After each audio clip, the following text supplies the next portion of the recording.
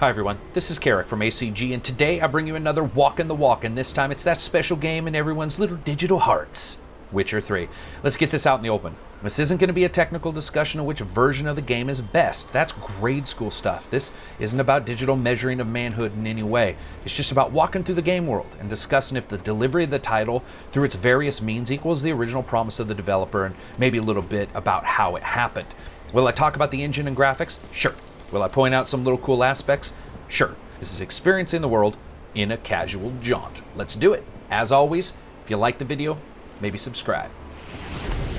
One of the first things that is really important, I think, when talking about Witcher 3 is some of the changes. You know, this is Red Engine 3 made for open world. A lot of the changes that they did internally was so that they could create this new style of game for the Witcher series. Now, what does that actually mean, that it's created for open world? Honestly, many times it just means tuned for a particular type of streaming of data, as other efficiencies are also added in as well for an open world title, let's say, versus a more detailed linear title where maybe locations have more polygons per second. I love this location right here. One of my favorite locations actually of the game is this iced over little pond. You actually can see the indentations and the weight of your feet subtly changing and clouding the reflection that's on the ice below you, just like it really would. I also love the pockmark freezing. That's where basically sticks, stones, anything that isn't covered completely in water freezes, but it freezes at a different temperature than the water itself. And so sometimes you'll get a rock separated by a little bit of water and then some ice, because as things heat and cool in different speeds, you get that different overall look. It's really cool, and it's an attention to detail that's absolutely fantastic. Now, you guys know me. You know I got to talk about sound. First of all, I love that little footprint right there. Sorry, I just have to look at those. Like a little air of mystery, and we're going to discuss mystery in a second. But one of the things I love about is the audio. Let's just listen for a second.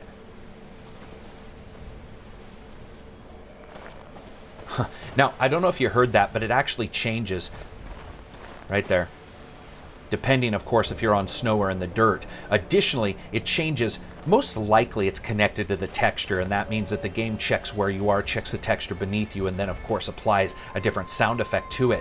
One thing I did notice, unfortunately, and there are some issues with this game as a whole in the audio spectrum, but one thing I noticed is if the left foot is in snow and the right foot's on dirt, I don't hear much of a variation. Usually it's just dirt or snow. You don't get a left sound sounding a little bit more snowy like. Now, that may be actually occurring, but one of the issues this title does have is with its sound engine. It doesn't mean it's got bad sounds, and it doesn't mean the mixing isn't good at times, but we are going to cover some of the sound problems that this game has. I adore this view right here. This is one of my favorite places in the game. Just looking out over the water. And you know, you see some low resolution textures there on the left. I mean, it does occur. You see the wind issue, which, well, I'm sure once we get in the forest I'll talk about the trees, but as a presentation, as a picture, this is Bob Ross as channeled through a hard rock video. So as we walk here, I think one of the things to point out, and it's obvious that these guys went out. We know from the making of videos that they went out, they took thousands of pictures, movies, everything they could of different locations in real life to try to make the world seem real. One of the things that they handled really well, and it's not handled as well in other games, for example, like Skyrim, which is still one of my favorite games, so don't get me wrong, is erosion and the geological changes that occur due to erosion. For example, right here on the left we have gravity collapse erosion, as well as a little bit of slumping, and that's very cool. They've even actually dialed it in so that the textures on the rocks here on the right accurately reflect rock breaking off. Now, a lot of times what that'll happen is sun will end up hitting a rock, there will be moisture in the rock, and that heating, contracting at night will break that. But additionally here, you can obviously see that there was actually some geologic changes that occurred, and you have an actual rift there in the stone itself. Very well done. They handled all the textures right. Just really, really feels naturally real. Additionally, they're using a good number of different bits of flora and fauna here. Flora, of course, being the vegetation, the flowers. You're going to see this change as we go through different locations and lands, but it doesn't feel like Skyrim where there was just one or two or four. It feels like there's just an absolute natural abundance of vegetation within the game world. I like this place a lot. So We see our little castle there, and one of the things I want to talk about is landmarks and how important they are. There's a movie, many of you guys probably haven't seen this, but Bram Stoker's Dracula, it had Keanu Reeves in it. It had a moment where you see a castle and you realize it's a dude sitting on this massive broken throne. If you don't see it right away, you're never going to notice it. Everything in Witcher 3 is slightly bent darker or odd, and with that subtle shift in color balance as well. And what happens is you have these unique landscapes and unique landmarks like that tower that no matter where you are within the game world, as long as you're within sight of it, you sort of know where you are. And no two towers are identical, whether it be slight differences in the geographics of where they are, their geological presence. Some are on rocks, some are actually down in grassy knolls. It depends on where you can see them from. It depends on their overall makeup themselves. But there's this very cool, unique, and natural feel to everything. Now, I love this spot right here. Listen. They've actually modeled in sunshine where it hits, where it wouldn't, where water would turn, snow into slush, and I love that. I love that it's here. That's so great. It's a really cool sound effect. All of the trails and locations like that, you're going to notice as we play the game. There's a layering, and it's something you're going to hear me talking a lot about in this video, is the fact that there is so much layering. It's something I've talked about in past videos, the separation of church and state, the differences between a rural and urban area. But the layering here takes that to a completely different degree. There's our castle right there. And hopefully we'll be able to see it from where I'm going. I'm not quite sure we will, but if we can, you'll be able to identify where it is in many different locations, and I love that feel. Now, what do we got there? That might be, I think I see wings. We'll go a little bit to the left here. Make sure we're heading towards a boat. There we go. A boat it is. Now, as we continue on, the one thing I was talking about where everything has a slight, subtle oddity to it in the Witcher world of bentness, and it can remind you many times of other fantasy world, pen and paper, the grim world of Warhammer Fantasy. It definitely feels like that, lower magic than any other fantasy world. I also think the day-night cycle is absolutely integral to actually getting the feeling of this title. This is a title that can look natural and unnatural at the same time, and I think it works for eliciting this desire to see the light or step into the light. That's a design element that basically makes a gamer desire rest, respite, or protection, or feel that it's valid, that light and open areas or the daytime are valid. And I think Dragon's Dogma, with its heightened nighttime battles, is probably the best kind of daytime, nighttime design we've seen. We also notice and know that some of that actually occurs within Witcher 3, with monsters coming out at night and less monsters during the day and stuff like that. But there's something about the design that at times, seeing that sun crop up over a mountain just can make you feel so happy to see it. And that's what actually occurs as well, even during the daytime when you were in some of these darkened areas due to shadow. That interplay of shadow and light, of danger and safety. Is it real? Well, no, because you can still be attacked out in the daylight, but the human brain works that way. There's a very subconscious level kind of thing going on here. And sometimes when you're on the wrong side of a ravine and you're down in the middle of nowhere and the sounds are echoing around you, you can hear things moving up above you, but you can't see them. I'm going to tell you right now, almost always the first thing you want to see is that sun bleaching everything and giving you some light so you can finally see what's actually out there. There's a really cool feeling to that. It's excellent. I think it's really well done, and we're going to see more layering. We're going to discuss layering as a composition piece and as an art form, really handed out in a masterclass kind of product here today. I just love the fact that he catches his right foot and actually rolls his left arm in a momentum killing movement. That's a very real movement, animated perfectly. That is exactly what a person does if they're sliding and one of their feet catches and they get back onto traction. That is just absolutely excellent. Now, this is a place that's one of my favorites. I wanted to take you guys to it and explain. It's just fishmonger. You know, it's like you can almost smell what's going on in this area. And the pathing, where you can see things have been dragged, and they're not just dragged there right on the edge of that road, but you can actually see the stain going down the steps. This is a place that's been lived in and lived out of and has had occupation, hard-working occupation. But one of the things that absolutely is stupendous here, very realistic, and I wanted to show you guys, is this dry dock to my right. This is an actual real dry dock or sheltered boat cover, but it actually works as both, and you can actually see that there's some modeled geometry. This is a place where you could take a boat in, okay? So basically super rainy, super stormy, come in out of the bay, you'd be able to take your boat into this covered, sheltered area, and as you can tell, snowy right there, it's probably the worst weather. You would come in here and you would be able to do two things. One, you would be able to unload completely covered and away from the environment. However, if you also look, there is one piece of wood here that indicates there's a very good chance that there was a water stop there, which would allow them to drain this area and make repairs to hulls without pulling the boat completely out of the water. Just absolutely stupendous design there. So let's get into the boat. Cold. Get in, brother. There we go.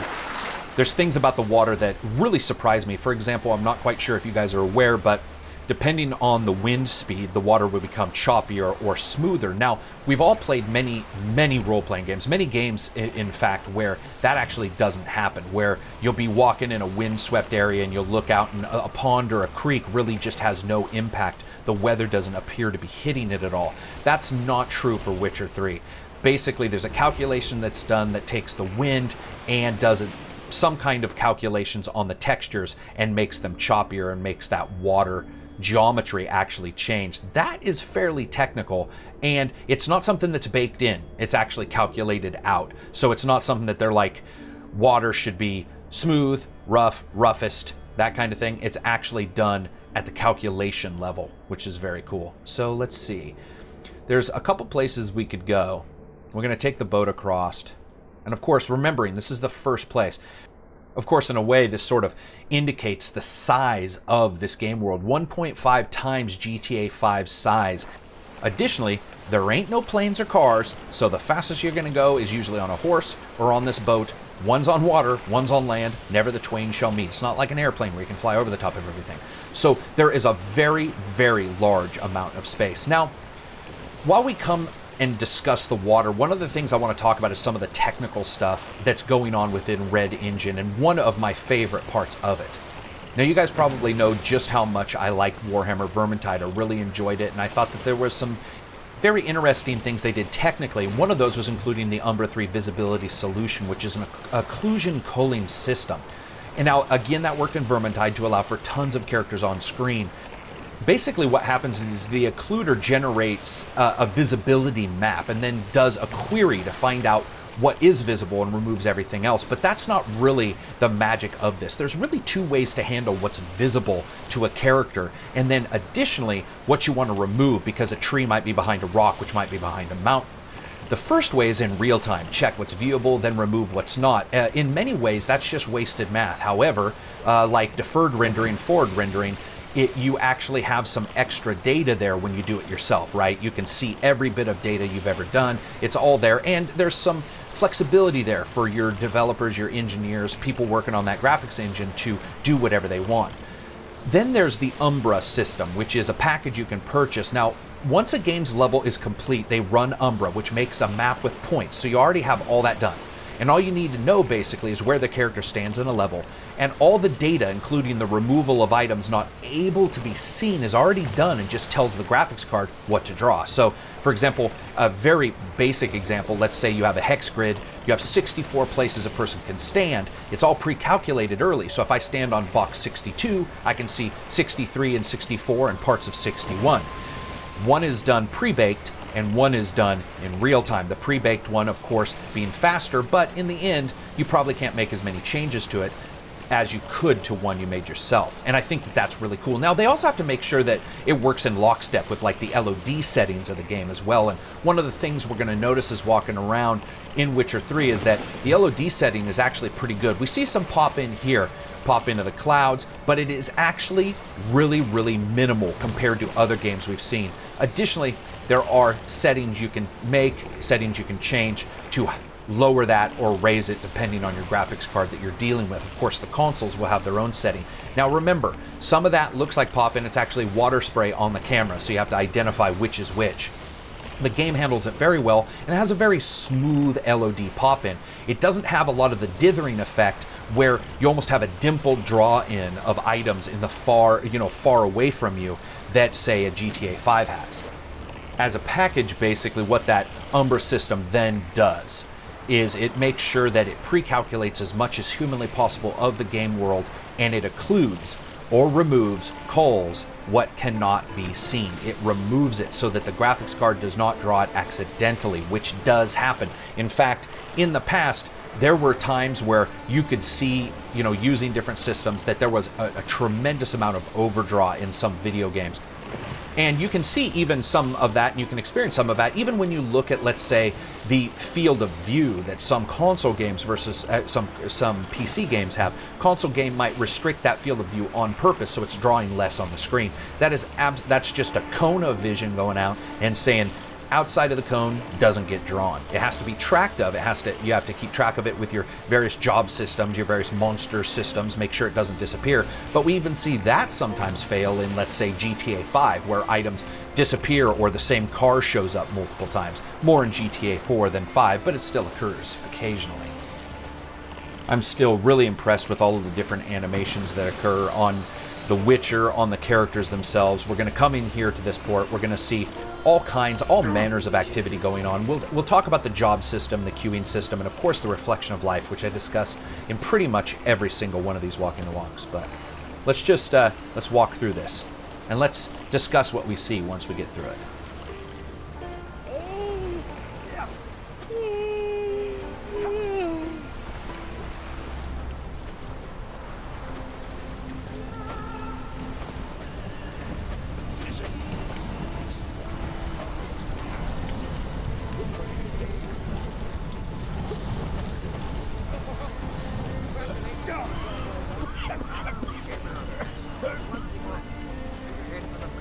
Just a little bit more. We'll do a little bit more walking here.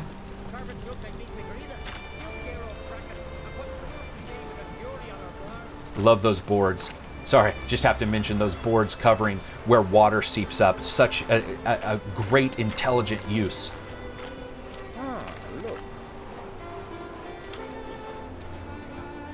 That is great. Okay, I'm going to verify where I am and put out a map point.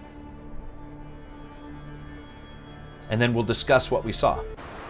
And sorry about that. I had to reset the game because I did have a glitch. I had a complete crash. If you notice some frame rate issues, there's an issue with Shadowplay that I've found some other users are having where randomly it has some issues recording at certain frame rates now as of the update. So, okay, what do we notice first? Well, the first thing is there are very few people sitting. Now, there are a couple, but they're usually doing something, or there's a kid. But for the fact is, this is an area, this is the down and out, right? These are the workers, they're building their shipwrights, they're actually doing real work, and of course some guards there.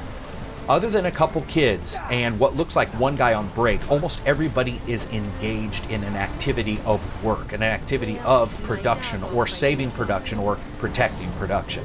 And I think that is really cool. You don't have the issue that you have in other games where you just sort of have people standing around looking cool to show some kind of graphical effect or show something impressive to the game player.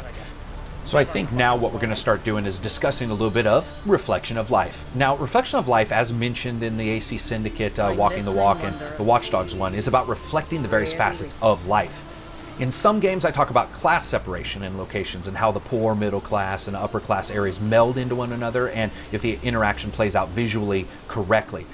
In Witcher, there's a more subtle aspect of life going on that is really interesting. Usually it's actually the gradient steps indicating habitation. Almost no location just shows up, which is a problem with some games like Skyrim, where you come around a corner and boom, village. Here in Witcher, you can find debris, old sawhorses, a man chopping a tree down, an old building, or two now fallen into like disrepair of some kind. In a way, that separation of classes is gone, like it is in other games. It's not there. But in Witcher, it's replaced by the separation of wild and tamed landscapes, as well as there's a layering for questing. There's a feeling of layering throughout all of it. Here, for example, we've left this area, and now two things have occurred. We have some kind of habitation layer. We see a wagon and a fence. So if we were coming at this from the other direction, we'd see this before the village. Additionally, now there's a mystery. What's the wagon doing here half on and off this road? And that is where the layering that occurs within Witcher, something that I mentioned before, occurs in everything. Audio, visual, the quests, the locations themselves, where they are, the world states, all of it mends together. And as somebody who loves Skyrim, somebody who loves Fallout 3, Fallout 4, Fallout New Vegas, normally in art, it's an artistic composition, and it's used in visual arts, the design and visual ordering that's important to make a picture, a painting look good. It's pretty easy to describe layering of game elements that drive interaction and drive mystery and interest, and they're all sort of intertwined. So I'm going to give you an example, and it's sort of a horse example, and it's not perfect, but let's say you come over a hill in a fantasy game and you see a horse. If the fiction of the game says wild horses are normal, it's a noticeable item really in the structure of the experience, and that's it. If you passed a fence, you may think it's out to pasture for a moment, even though it's a wild horse. Now, here's another layer. What if the horse has a saddle? If you see what looks like the fence is busted down, maybe a rider fell off.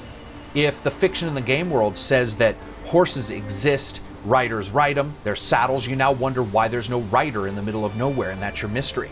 If you passed a fence, you may think it's out to pasture for a moment, but then why did the person put the horse out there?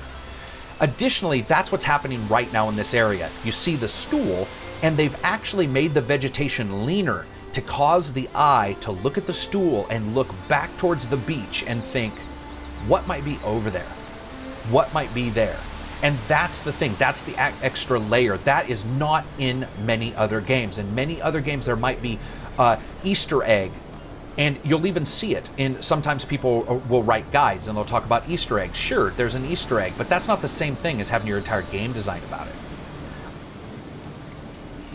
You can actually see the pressure on his thighs as it goes downhill versus up. And the handedness of any character left and right has to do with their gait. Gait is so important to reflect the accuracy and the realism of a game world's gravity, of its fighting, of its locations. If there is not an accurate feeling of gait and the gravity that affects it, the game world will feel weird. You'll feel like you're floating. We've seen it before. We've played a game and been like, man, I feel like I'm gliding across this game world, right? Even though there are some errors in Witcher 3 that I have seen, this fact that like he leans forward just a little bit, really, really well done. So back to layering for a moment. So you have some examples of that mystery of how just one little thing changes it, right? I want you guys, next time you get a game, seriously, walk around, especially an open world game, and look around, and you can see this everywhere. It doesn't matter what game even. It can be done in a linear game as long as, you know, it's a linear game, even a shooter where you can see examples of where maybe enemies were a moment before they retreated. It's that layering of reality that either continues to be layered realistically in a game, or it's broken and can symbolize an interesting idea, a mysterious one, or a terrible one. And that's the really cool bit about Witcher 3. Whether it's audio layering, whether it's visual layering, whether it's a quest layering or an NPC layering, or the layering on of different symbols of habitation, it's occurring everywhere. And when you play other games, you will notice it lacking. Now, the games that are closest for me, in all honesty, and I know people aren't going to like this, but Assassin's Creed Syndicate continues to amaze me with its layering. I think it does an incredible job in a more locked down environment with its layering and making things feel realistically flowing. Does that mean it's all realistic? No. Neither is Witcher, though. I love this location. You see these rocks here. Another cool thing, if you guys notice right there, you got the texture of those rocks. It'll always match the texture of the rocks that are on the road next to it, almost like you know, that's where they got their supplies to make the bedrock of this road, you know, to make the foundation of this road was the rock right nearby. Very, very intelligent use of texturing. It's nothing that many companies don't do, but it's just one more thing that I think is why the game resonates so highly with a lot of gamers.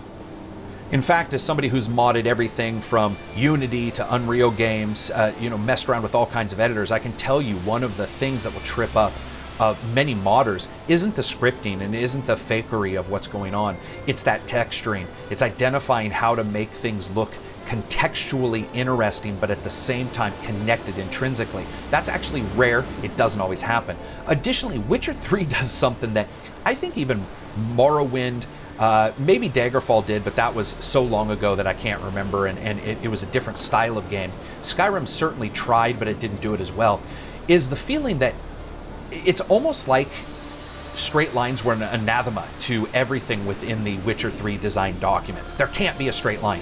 Whether the trees, which we'll talk about in a moment, or the world, the cities, when you see the cities, everything is slightly bent. In fact, in the city, you will actually see some buildings have started to topple over and people have like tried to shore them up. That breaking of straight lines is one of the most natural bits about Witcher 3, and I think one of the most laudable points that we can make when we look at this title. This foliage is just absolutely, as somebody who lives in a beach town and has all my life, I can tell you right now that there are times where it's not even uncanny valley, it's just simply uncanny how realistic at times this game can look when it comes to the layering of environmental aspects. I love these guys, right?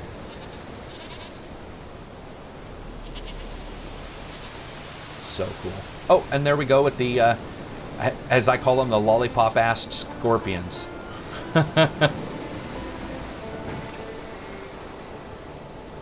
Just making sure he's not following me. You know, Todd Howard said it best. If you can see it, you can go there. But in Witcher 3, not only can you go there, but it's probably going to look really cool. One thing we'll talk about when we get closer to this guy is his gate, but another thing that I really enjoy, in many games the world is truncated, okay? What that means is basically the location A from location B is smaller than it actually should be. Whether you're playing The Crew and you're driving from Portland to Los Angeles, it obviously is a shorter route than in real life. So in many fantasy games, what will occur is there will be too much verticality or not enough in those areas because they're trying to maybe introduce something. So let's say you're going to Mile High Stadium, but you're driving from Portland, Oregon. At some point, you're going to go through some fucking mountains. What they may do if the world's truncated is make it super sharp and super steep. The one thing about Witcher is point A to B never feels unnatural. It always feels like the gradient is correct. I think their handling of distance for this world, it absolutely nailed it. And is probably, and maybe, the one thing that you notice the most. Greetings. Didn't mean to hit him. I was just going to say here, if you look at his gait, the weightiness of that pack. I'll bump into him, see if he resets. I love the little weightiness. And again, his handiness. Oh, and he reset. That's not bad. Oh, this is cool. I don't know if you guys can tell, there's less rocks here in this part of the road. Now, there's a reason why, because without anything to hold on to any of the debris, the stuff that makes up this road, those bigger rocks sink in and it leaves that lighter stuff at the top that continually washes down.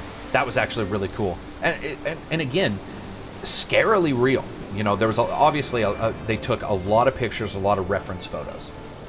So as you guys know, I hate to fast travel in these walking the walks, but the game is huge and I certainly don't want to make the video any longer than it should be. So what we've done is come to no man's land, and I think we'll just walk south. One of the things that really I like about the game world is it doesn't go completely crazy with offering you different geographies and different geological features and just different weather systems. There's a more subtle feeling to it. There's a more dexterous development that goes on to where things feel somewhat like a place nearby, but just subtly different enough that you start to go, okay, this is definitely a unique place. It's definitely a different place. For example, you still have many of the same trees, but some of the flora has changed. Some of it has actually adjusted. And this is a place where we know down and out, almost everything in Witcher 3 is like, you know, the absolute worst places to live. But there's some swampland that I want to show you guys that I think is really cool. And I think that guy, yep, that didn't take very long. Oh man, I haven't fought in so long. Okay, that was not the fight button. And that, okay. I just wanted to scare him. I'm gonna block you. Oh, suck it. Haha. I'm the reverse arrow. I'm the blade. Okay, cool. Another cool thing that I really like, and you see it in some of the other parts that we were just walking through, but more here because we're looking now at dirt roads. One of the things you're going to see, and I love this, is gravity-affected wagon wheel slide. So when a wagon is heavily loaded and going down a hill and has to go around a corner down a hill, you will actually see the outside of the corner spread out and pushed because of that weight, and you're going to see that here. It's something I noticed when I first played. Whoops, wrong button. Like I said, I haven't played in a while. Dude, I lit him on fire. He just doesn't care. I think it was in his mouth, too. All right, it's time for you to die, buddy. Oh. Okay, so we can talk a little bit about the animation and fights and stuff like that. I do think it's good. I think that the little things like him tapping the scabbard to get the blade, or to get the hilt more towards his hand to grab, little speed things, those are actually done by, or were done by real people who had to fight with swords. Luckily, almost nobody has to unless you're a Highlander now. When it comes down to it, the animations and the texture work on the main characters is really good. I'm not a huge fan of some of the kill moves, some of the killing moves. That one was okay, but there is a very noticeable millisecond pause that occurs whenever you're chopping off a limb. And this has happened in other games you guys have heard me talk about, where they're transitioning to a different model, and you can see that, boop, just that, the smallest little hint. I'm just looking around at the different flowers. I love the fact that you can actually see the difference. It's far greener. There's definitely a different biodiversity going on here. But then now we're going to come down. We're coming down off of that elevation, and to the right, or to the left now, you see one of the coolest things, which is that when you have a gradient, you get that water which would pool up more on the right, and so you have that slimier green area. Again, if anybody went ATVs, hiking, four-wheelers, anything out in the woods, camping, many times you'll notice that. Another thing is, many people probably think these are steps. They do double as steps, but those are actually put in place to stop erosion and to stop losing the hillside. And that's why you see them in various places, because they will hold dirt between the ties. It's one of the reasons why when you're going down some of those steps in some of the areas here, you're like, these steps are too big. I don't get it. Like, what do they do? Well, they are steps, but they are not the traditional steps like we're used to, where it's just for elevation, going up and down. They are actually to hold on to the land, to keep the land from moving as much as it does. I only know that because I used to do landscaping. So this is great here. Do a little jogging. Again, I don't know if you guys can tell, totally different style of paths. Everything from the material, the size, the shape, it's all changed because we're on a new landscape. We're in a new area, new continent. Oh, this is interesting. I haven't been at this exact road. Okay, this is hyper interesting actually. So this is where geologically there's been something that's happened, and you've had some gravity slump on the right. So what's happened is this where the wagon trail was, the right has basically sunk down. So this is not truly two trails or anything, it's just one. But you can see that they've patterned in a lived-in, breathing feeling to the world. Age. And if you're a role player, if you're a fanatic about fantasy books, about books of any kind, one of the things that really needs to happen is a world needs to feel lived in, a sense of history. You can do that visually. You can do it through audio. You can do it through journal entries. But as we all know from, say, like Skyrim, sometimes journal entries after the 55th book that's only got 4 pages, you realize that somehow Skyrim has channeled in Amazon self-publishers and all the books are only a couple pages, and they're there to just give you a little bit of information and possibly a skill raise. Better handled is when it's done visually, or when it's done through auditory, listening in, eavesdropping, overhearing conversations about the history of the world. Look at that. The moon also apparently gonna smash into the earth, but that is great right there. Splits off again here. Whoa, what did I just see? Oh, koi. Oy, oy, oy. Well, we can watch some of the animations. Looks like we have a creature here. Again, nicely enough, with that good draw distance, you can actually see these creatures far enough, number one, to get away. This isn't Morrowind. I still remember playing that game. Occasionally, you come around a corner and dude would pop into existence because your view distance was terrible. But this might be a glitch. This dude is sincere. He's straight up having a stroke. He's like, no left side, only right wing working. What's going on? Let's see if I can walk by him. Please ignore us. We are nothing to you. Ah, shit. Boy, it's been a long time. I don't even remember. Fire. I missed him. No, I got him. I think I got him once. Oh! Oh, fire. Wow.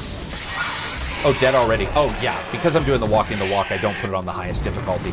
Otherwise, it'd take me 17 years to record this. Goodbye, my bird friend. All right. I'm going to fast travel here. So again, without the ability to travel far distances, at least somewhat fast, this video would take me 10 hours if we were just going to walk every place. So what I've done is gone a little bit closer to the swamplands so we can see some of that. Now, one of the problems I do have with the game, and I do have a couple, people probably think I'm too positive on this game. I'm actually not. There's quite a few things that bother me. One of those is definitely the weather system. While I like it, and while the uneasiness, bentness, uniqueness of the game world is something I've already lauded, at the same time, anything that is unique too many times is by definition no longer unique. The weather system and the fact that at times you have rain and sun all the time, or you have these weird lighting effects that are going on at 5 in the morning, it can actually feel a little bit odd. And in fact, many times over a period of my time playing this title, I've actually really wished they had handled the weather system in a far different way. Of course, we already know there's mods for darker nights. That's definitely needed. But I think that their weather system really needed some work when it comes to how it handled storms. It doesn't mean you can't have a storm without the sun. It just means that many times you do have these odd-looking storms. And the more times you have something odd-looking, the less odd it actually looks. I would have liked for these to be more poignant. However, this location, as somebody who lives on, as I said, in a coastal area, there's still some signs of a tsunami, and I believe the tsunami was over 100 years ago. It was more than 100 years ago, yeah. And what it's done is it flooded some trees with salt water, and you can still drive to those areas, and you can see these flooded wastelands where the trees died, and it's just skeletons like this, where, again, understanding that if we zoom out of this map, you're going to see that there is no actual fresh water. This is water from a saltwater ocean that's got into various inlets. You know, that has happened here, where it's killed off this area, but it's still also made like a saltwater swamp. Very cool. One of the most exciting places, I think, when it comes down to it. Storms are also where that audio can either, you know, hold up a game aloft as just a symbol of what's great, or bring it down. And I think that, you know, this game had so many issues with its audio coming off the block. There were people who had, you know, could never get it to do anything but stereo. There was issues even on the consoles where some people had to switch the various settings. But once you got everything dialed in, walking through a storm in Witcher 3 is pretty much walking through a storm in real life, and I love that. The samples that they used, we got to see in their making of video, were true samples from windy, storm-ridden, tree-forested areas. And I think that, you know, there's a subconscious feeling there. There's almost a natural instinct of understanding what's real when it comes to sound effects, and that really does hit home. Time to travel to the city. Now, one of the things I want to discuss when we get in the city is I'm actually not a huge fan of the city in Witcher 3. I actually think there's quite a few issues. Let's first just discuss like a job life system within a game. I consider it a little bit like convection. Though they're being simulated throughout the world, there's sort of like a heat transfer in a game world where information and the feeling of the game being a living place are transferred out of the job system into the characters within that job system and into the gamer's world. And the job system being anything from people on patrol to this guy swabbing the deck. However, here's how it can be hurt and how Witcher 3 really falls down in one place for me personally. And of course, these are just personal things. The fact that there are so many repeated models in Witcher 3 in the city absolutely hammer the shit out of its fresh feeling. It really does feel like there are 10 models and they're all repeated tons of times, many times with the same clothes on. Additionally, I don't know if you guys noticed this, but one of the things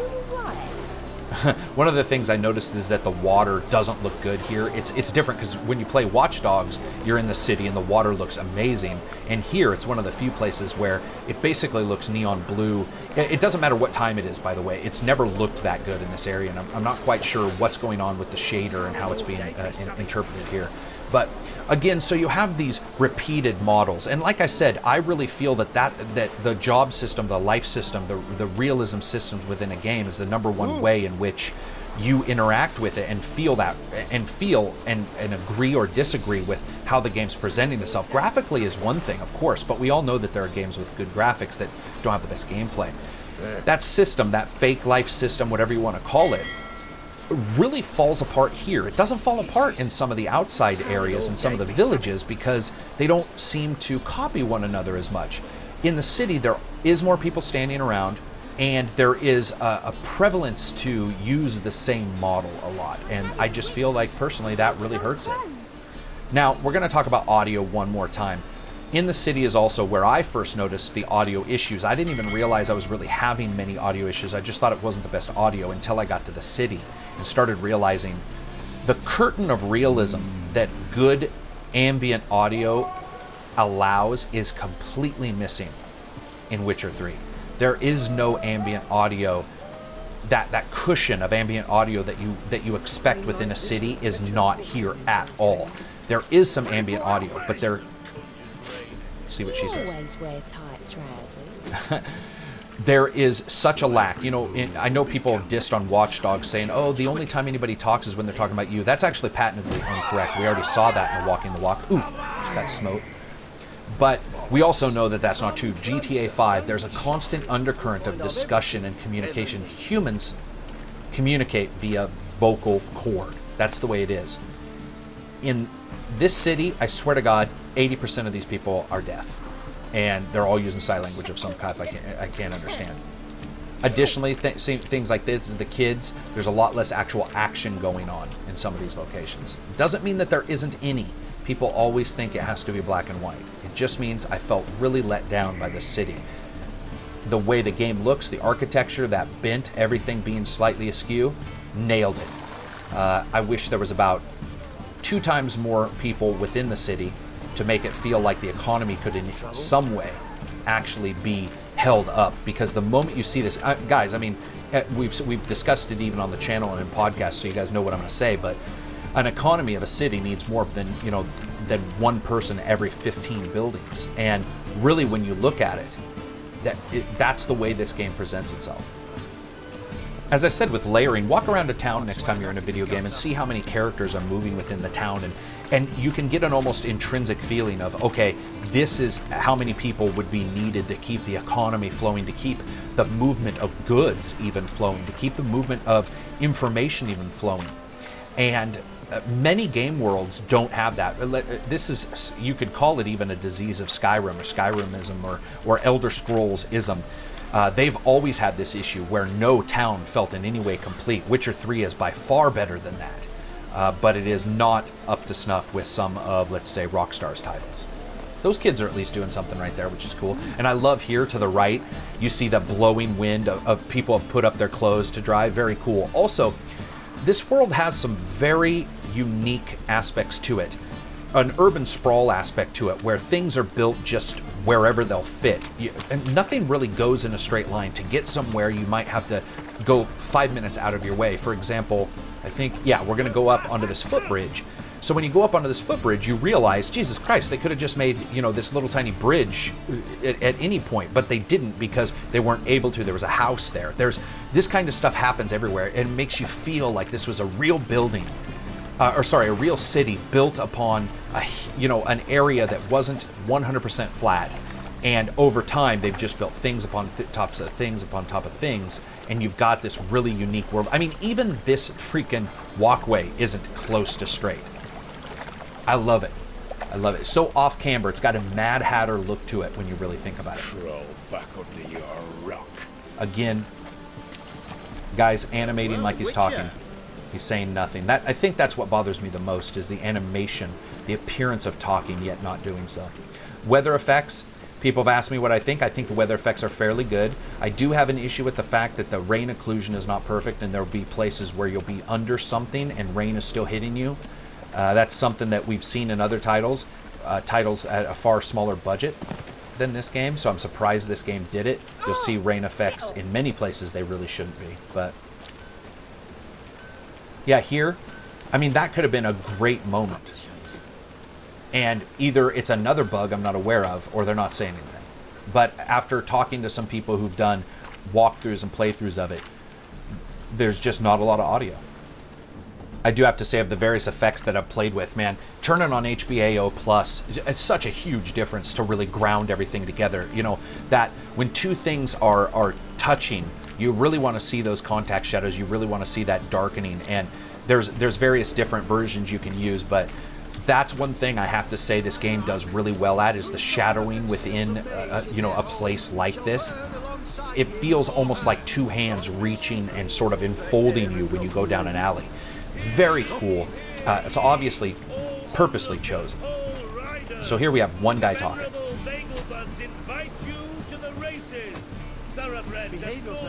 Another. But with all these characters, I am absolutely blown away by the lack of audio. There's another one. Oh yeah. That's all that guy says. Oh yeah.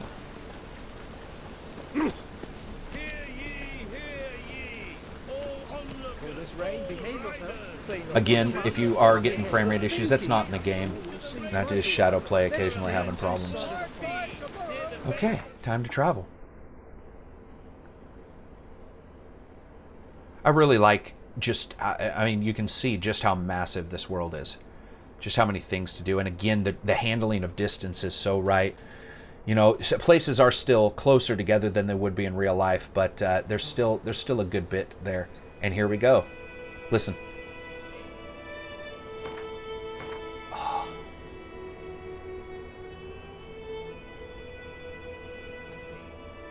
There is something to be said about that solid feeling, that concrete feeling that an area's theme imparts on a gamer. I will forever remember that tune playing as Witcher 3. It doesn't matter 20 years from now. It's just like the original Phantasy Star inside of Dungeon. Dun dun dun dun dun dun dun dun dun. It doesn't matter how many years later. It completely solidifies. It is so organic to that location that, in a strange way, that's one of the cool things about audio, is that audio can make you see. Are you seeing it visually? No, you're seeing it in your mind's eye. But it is true that when music plays or whatever, you can daydream, right? You can think you can see something within your memory, or within your mind. That's what's so cool about this, is every time I hear this music, I think about this location. One of the things that's interesting, I think, about your starting location is just how close it looks to Whiterun in Skyrim. Now, there's a reason why many locations when you start out are flat, and I don't know if a lot of people know this, and it's not 100% for sure a rule, it's just something that a lot of times will happen. Places like this will be this way because a lot of times skills, powers, fighting will be taught within them, and it's easier to keep a game player who's new at a game on the task at hand if there isn't a lot to make it difficult, complex, or cause their eye to wander. So if they're in a flatter area and you need to learn things like, your magic spells, whatever, then the flatter the area, the easier it is. And so a lot of areas in video games, in starting areas, will actually be slightly flatter, or there will be a flatter place nearby to learn your tutorial. And then as you elevate, you will see more verticality introduced. In fact, you see that distinctly with this title. As you travel, more complexity on the horizon occurs, but definitely verticality. You see, exactly, because we went backwards, really. We started out at one of the higher level areas. And you see that verticality there, and then you see it sort of smoothing out as you get towards and back to your original questing areas. Sunflowers. This game started it, Just Cause finished it. Sunflowers for miles. Oh, except you don't impact these sunflowers at all. Again, the sheer variation of different animal life and plant life, you see it here. You also see the fact that this looks just like what you would expect, where people are taking whatever tillable land, whatever farmable land that they can have, and they are using it to create sustenance, to create food. And then as you get into the city, you're going to see more and more of that. I just love that layering of habitation. And it's so different from other games where you do. I mean, even in Fallout, you're playing a Fallout game and you can see a city from far off, but if you really look around, There is some extra debris here and there, but there isn't many times thought to it, or sometimes you really can't see anything. There's really no indication of habitation, where in Witcher, almost every single place has layered habitation as you get closer. At least hints about it. This kid's finally on the ground.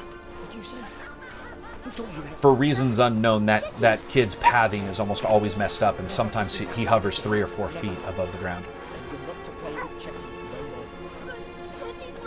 So let's talk about colored lighting for a moment. So people have bitched about Witcher 3's choice of its color scheme and how it went with coloring. In fact, I think you can pretty much tell that almost any game will already have somebody using, FX or Sweet FX or something else to change the colored lighting anyway. However, I think it's really interesting that people forget that a developer chooses that on purpose, not only to elicit a mood, but also when they're putting the levels together, many times they're choosing that lighting, whether it be an overall filter or a filter for certain things. They're also choosing the textures and everything else that go along with it. And so sometimes you can change the lighting depending on a game, especially if a game doesn't have day-night cycles or weather cycles. If you change that lighting, you can get a drastically different looking and worse looking game, poorer looking game because of it. Witcher 3, of course, with its dynamic day-night and different weather effects, for the most part you don't get that, but they still chose a color palette that is not up everyone's alley. We can tell that by now. So I'm going to go to the lakeside hut for our last bit, and here we go for our last bit. The old hut. And another completely unique looking place with some different plants going on here. I love this threadbare trail. It's so cool. It reminds me of many places I've hiked.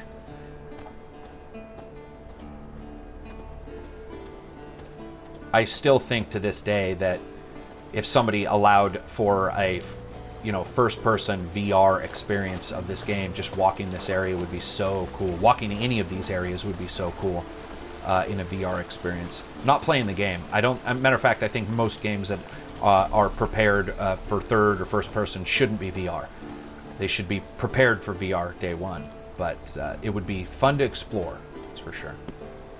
This is such a visually enticing area, and the laws are once again upheld. I think that's really important to understand is when you play a game, is that the world's laws are upheld, whether it be geographically upheld, even just the egress, the entry and exit into a village. Is it the same everywhere? Is there a rhyme or a reason to it? Where does it enter? Does it enter, into an alley beside people's homes, or does it enter directly into a courtyard?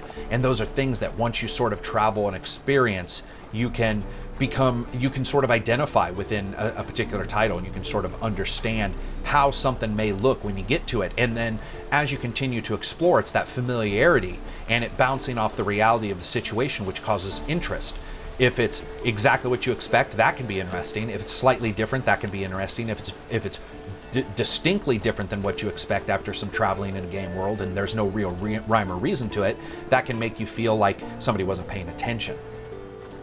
So I think that sort of closes it up. And as a package, I have to say, if you guys haven't had a chance to get this game, which would be weird that you're watching this video and you haven't got a chance, this is a title that I think is well worth anybody checking out, at the very least, to experience a world that is a masterclass when it comes to the layering of almost every part of the game system. The game itself isn't perfect, but the way the game puts things together and the way the game makes you feel like there's a natural progression towards whatever you're looking for, towards battle, towards monsters, towards where animals may graze, towards the place where there might be a floodplain.